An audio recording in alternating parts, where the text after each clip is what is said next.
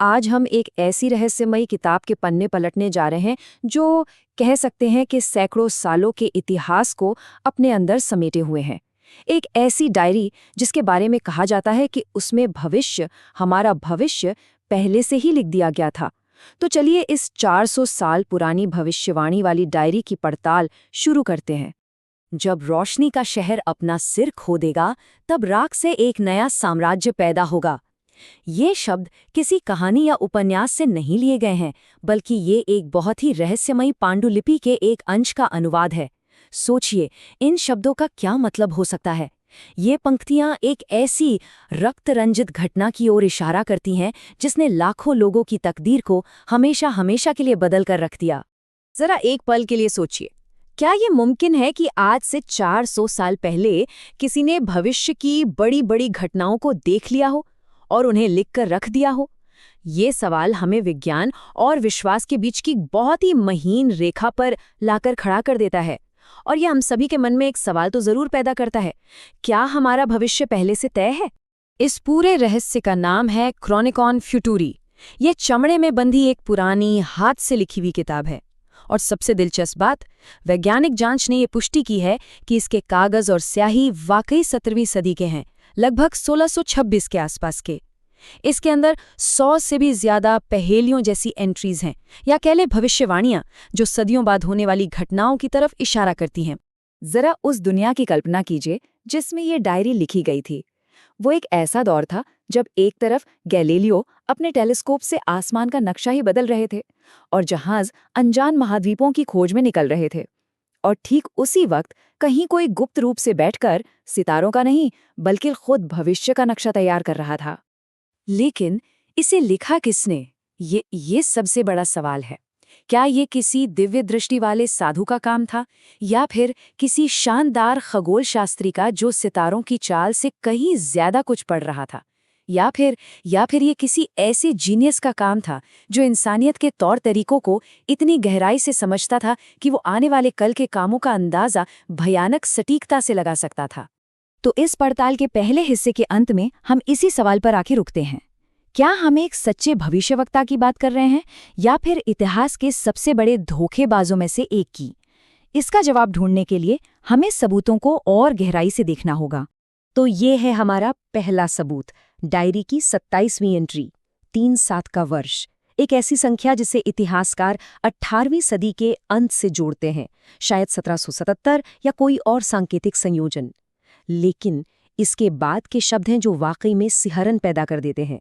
रोशनी का शहर जो अपने ताज वाले सिल को खो देगा। अब जरा इस समय के फासले पर गौर कीजिए। ये भविष्यवाणी लिखी गई थी लगभग 1626 में, और जिस घटना की ओर ये इशारा कर रही है वो इसके 167 साल बाद 1793 में हुई। वो था फ्रांसीसी क्रांति का चरम, जब राजा लुई 16वें को फांसी दी गई थी। यहाँ पर जो मिलान है वो बहुत ही दिलचस्प है। रोशनी का शहर, हम सब जानते हैं, ये पेरिस का मशहूर उपनाम है। ताज वाले सिर को खो देना, ये राजा लुई 16वें को सरेआम गिलोटन पर चढ़ाने का एक लगभग सीधा सीधा वर्णन लगता है। और खून की नदी, इतिहास की किताबें उस दौर को आतंक का शासन या रेन ऑफ टेरर कहती हैं। ये समानताएं, इन्हें नज़रअंदाज करना बहुत मुश्किल है। चलिए अब एक और भविष्यवाणी देखते हैं जो सुनने में और भी आधुनिक लगती है। Entry number 74। ये भविष्यवाणी दो बिल्कुल अलग अलग घटनाओं को एक साथ जोड़ती है। एक तरफ तो इंसान की सबसे बड़ी वैज्ञानिक उपलब्धियों में से एक, और दूसरी तरफ एक बेहद क्रूर युद्ध। फिर से याद रखिए, ये सब तब लिखा गया था जब चांद पर रॉकेट भेजने या दुनिया के दूसरे कोने में जंगल युद्ध के बारे में सोचना भी कोरी बकवास लगता। लेकिन ये भविष्यवाणी सीधे सीधे 20वीं सदी की घटनाओं का जिक्र करती है। 1969 में इंसान का चांद पर पहला कदम, और ठीक उसी समय चल रहा वियतनाम का भयानक युद्ध। ये तुलना तो वाकई असाधारण है। इंसान पीले चांद पर चलेगा, ये अपोलो 11 मिशन का एक अचूक संकेत लगता है। और साथ ही दूर के जंगलों में लड़ी जाने वाली जंग, ये वियतनाम युद्ध की हकीकत को बिल्कुल सटीक रूप से बयान करती है। ऐसा लगता है जैसे लिखने वाले ने 1969 के एक ही पल को देखा हो, जिसमें उस दौर की दो सबसे बड़ी और विपरीत घटनाएं एक साथ कैद थीं।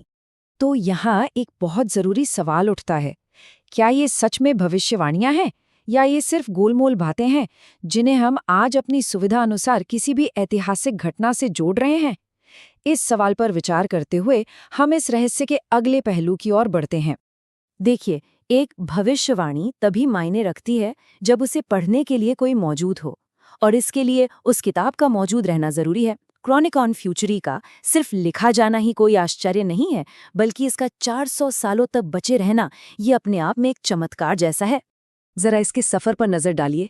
फ्लोरेंस के शांत अध्ययन कक्षों से निकलकर ये क्रांति से ठीक पहले पेरिस के सैलून में पहुंची, शायद उस तूफान की गवाह बनने जिसे इसने खुद लिखा था। फिर ये लंदन की एक धूल भरी दुकान में मिली और दूसरे विश्व युद्ध के दौरान नाजियों के हाथ लगने से बचाकर इसे स्विट्जरलैंड पहुंचाया गया। 400 साल कागज और स्याही से बनी एक चीज के लिए ये एक अनंत काल जैसा है ना? ये संख्या सिर्फ इसकी उम्र नहीं बताती, बल्कि ये समय की विनाशकारी शक्ति के खिलाफ इसके अस्तित्व का एक प्रतीक है। ये कैसे संभव हुआ? जरा उन सभी पुस्तकालयों के बारे में सोचिए जो जला दिए गए, वे सारे खजाने जो युद्धों में खो गए, और फिर भी ये एक साधारण सी दिखने वाली किताब हर विनाश से बच निकली।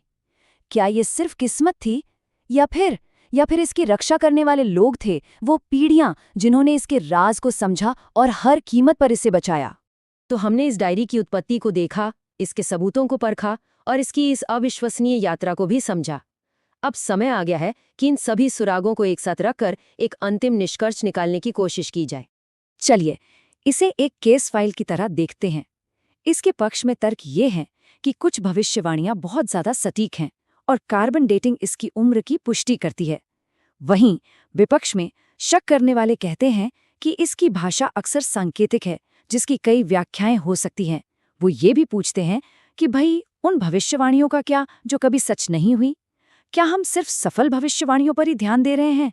और सबसे परेशान करने वाला सवाल, क्या ये एक माहिर जालसाजी हो सकती है जिसमें पन्ने बहुत बाद में जोड़े गए हों? तो अंत में हमारे सामने ये संभावनाएं बचती हैं। एक 400 साल पुराना शानदार धोखा, या फिर आश्चर्यजनक ऐतिहासिक संयोगों की एक लंबी श्रृंखला, या समय के पार देखने वाली एक असली खिड़की। हमने आपके सामने सारे तथ्य रख दिए हैं। अब इस पर क्या मानना है, इसका निष्कर्ष तो हर किसी को अपने लिए खुद ही निकालना होगा।